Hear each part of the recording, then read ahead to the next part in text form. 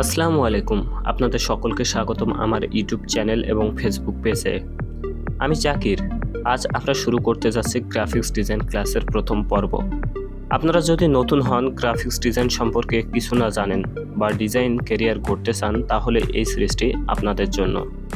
আজকের এই ক্লাসে আমরা জানব গ্রাফিক্স ডিজাইন কি কি টুলস দরকার হয়, গ্রাফিক্স ডিজাইনের ভবিষ্যৎ কেমন। তাহলে আর দেরি না করে শুরু করি। গ্রাফিক্স ডিজাইন হচ্ছে ভিজুয়াল কন্টেন্ট তৈরি করার শিল্প। ডিজাইন দিয়ে আমরা ব্র্যান্ড তৈরি করি, গল্প বলি আর মানুষকে আকর্ষিত করি।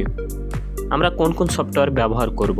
অ্যাডোবি ফটোশপ ছবি এডিটিং আর ম্যানিপুলেশনের জন্য, অ্যাডোবি ইলাস্ট্রেটর লোগো আর ভেক্টর ডিজাইনের জন্য, ক্যানভা সহজে সোশ্যাল মিডিয়া পোস্টার বানানোর জন্য। গ্রাফিক্স ডিজাইন শেখা সহজ যদি আপনি নিয়মিত প্র্যাকটিস করেন।